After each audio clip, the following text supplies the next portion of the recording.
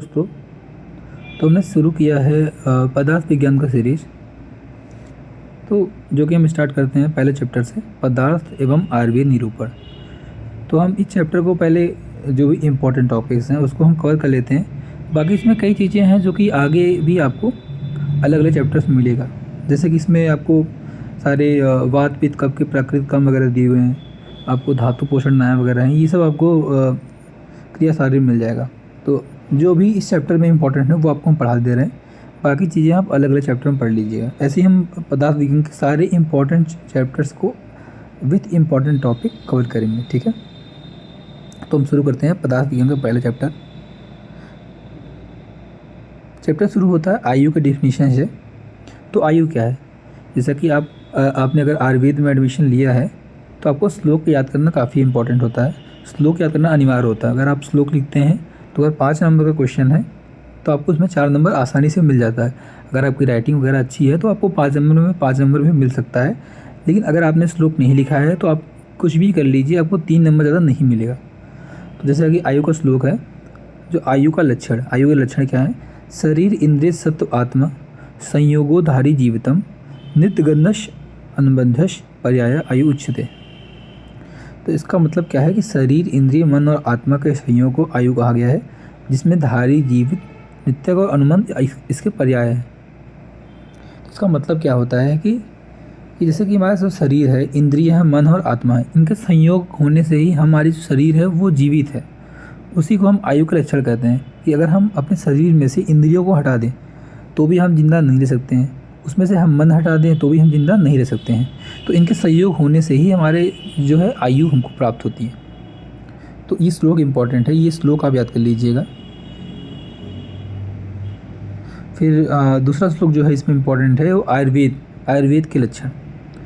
तो आयुर्वेद, और ये जो आयुर्वेद का श्लोक है ये हिताहितम सुखम दुखम आयुतस्य हिताहितम मानम च तच यत्रोक्तम आयुर्वेद से उच्यते। यह श्लोक कई बार पूछ लिया गया, कई बार एमसीक्यू में दे दिया गया है, कई बार उसका मतलब पूछ लिए गए हैं 5 नंबर में। तो ये श्लोक इम्पॉर्टेंट है, ये आपको याद करना ही पड़ेगा। जैसे कि आप आयुर्वेद पढ़ रहे हैं तो आपको आयुर्वेद के लक्षण पता होने चाहिए। कोई भी आपको पूछ सकता है कि आयुर्वेद के लक्षण क्या होते हैं। फिर आते हैं हम सिद्धांत। अब इस चैप्टर में सिद्धांत, ये जो टॉपिक है, ये थ्योरी, जिस सिद्धांत को इंग्लिश में थ्योरी कहते हैं, ये भी काफ़ी इंपॉर्टेंट टॉपिक है। इसका मतलब क्या होता है कि इसका श्लोक जो है ये भी काफ़ी इंपॉर्टेंट है, ये आप याद कर लीजिएगा। एक बार मैं पढ़ के बता देता हूँ क्या है। सिद्धांतों नाम सय परिच्छके बहुविधम परिच्छय हेतु भी साधवेत्त स्थापित निर्णय। इसका मतलब क्या होता है कि जब कोई भी जो हम टॉपिक है उस पर हम डीप स्टडी करते हैं, उसके बारे में सब कुछ जान लेते हैं, फिर जो हम एक थ्योरी देते हैं, मतलब जो भी हम एक स्टेटमेंट देते हैं कि ये ऐसा ऐसा है, तो उसको हम सिद्धांत बोलते हैं। जैसा कि आप बोलते हैं कि जो कोई भी फल होता है, मतलब कोई भी ऑब्जेक्ट हुआ, आप उसको ड्रॉप कर रहे हैं तो वो ज़मीन पे गिरती है, तो किसकी वजह से गिरती है? वो ग्रेविटी की वजह से गिरती है। तो आपने एक थ्योरी दिया ना, तो वो सिद्धांत है। तो इसके जो भेद होते हैं सिद्धांत के, वो होते हैं 4 भेद होते हैं: सर्वतंत्र सिद्धांत, प्रतितंत्र सिद्धांत, अधिकरण सिद्धांत और अव्युपगम सिद्धांत। तो इसका मतलब हम जान लेते हैं। सर्वतंत्र सिद्धांत मतलब क्या होता है कि जैसे कि आयुर्वेद, जो हमारा आयुर्वेद है, इसमें अलग अलग आचार्य अलग अलग चीज़ों को डिफ़ाइन किए हुए हैं, या मतलब अलग अलग जो आचार्य हैं एक ही चीज़ को अलग अलग तरीक़ों से डिफ़ाइन किए हुए हैं। तो ऐसा होता है कभी कभी कि हम एक शास्त्र में हम पढ़ रहे हैं, तो अगर हम चरक संहिता पढ़ रहे हैं तो वही सेम चीज़ चरक जी ने अलग दिया हुआ है, सुश्रुत जी ने अलग दिया हुआ है। तो सर्वतंत्र सिद्धांत में ऐसा नहीं होता है।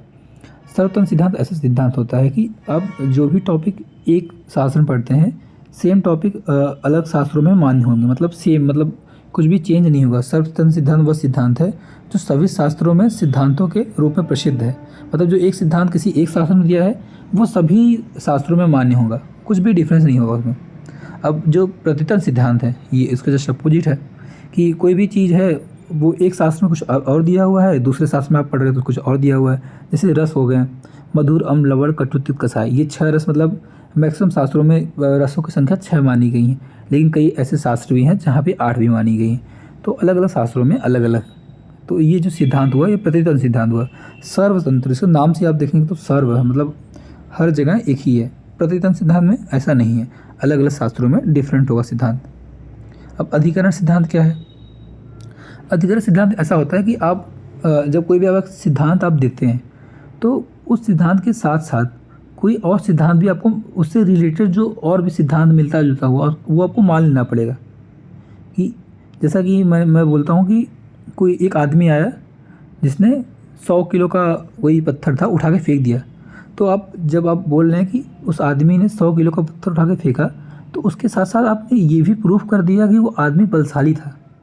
वो आदमी मतलब नॉर्मल नहीं होगा, वो जिम उम करता होगा, मतलब इस टाइप का आपने एक अज्यूम कर लिया कि अगर वो इतना मतलब भारी कोई ऑब्जेक्ट उठा ले रहा है तो उसके साथ साथ वो बलशाली होगा, वो जिम करता होगा। मतलब उससे रिलेटेड कई सिद्धांत आप साथ साथ मान लेंगे बिना बोले, तो वो सिद्धांत होता है अधिकरण सिद्धांत। जैसे कि आप हिंदी भी पढ़ेंगे तो वही कहा गया है कि जिस विशेष विषय का विवरण प्रस्तुत किया जाता हो उसमें उसी विषय के संबंधित दूसरे सिद्ध अधिकरण का प्रस्तुत करना अधिकरण सिद्धांत कहा जाता है। अब अभ्युपगम सिद्धांत क्या है? इसमें यह है कि जब कई मतलब ऐसे आप दोस्तों का एक ग्रुप बनाते हैं, उसमें से आपने कोई एक टॉपिक लिया और आपस में बहस करके एक सिद्धांत दे दिया। मतलब आपने ना उसको प्रूव किया, ना कोई भी फ्रेम ऑफ रेफरेंस लिया, मतलब कुछ भी लिया नहीं, आपने एक ग्रुप बनाया, उसमें से बहस किया और आपने कोई एक सिद्धांत दे दिया। उसको बोलते हैं अभ्युपगम सिद्धांत।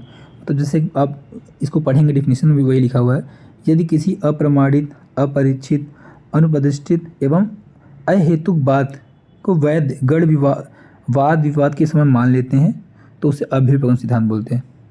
तो इस चैप्टर में हम देखा जाए तो इस चैप्टर को लिए यही इम्पोर्टेंट है। आगे आप देखेंगे तो उसमें आपको जो ये और बाकी सिद्धांत इतने इम्पोर्टेंट नहीं है जितने ये 4 सिद्धांत इम्पोर्टेंट हैं। और बाकी आप आगे देखेंगे तो प्राकृत वायु के कर्म, प्राकृत पित्त के कर्म, ये सब आपको अलग भी आगे भी और भी चैप्टर्स में मिलेंगे, तो आप वहाँ भी पढ़ सकते हैं। बाकी इस चैप्टर में जो इम्पोर्टेंट है वो मैंने आपको बता दिया। जैसे इसमें देखिए, इसमें धातु पोषण आदि है, खले का पोत, छीट दधी, ये सब आपको क्रिया सारणी में पूरा वेल डिफाइंड मिलेगा। तो आपका ये चैप्टर यहीं पे ख़त्म होता है।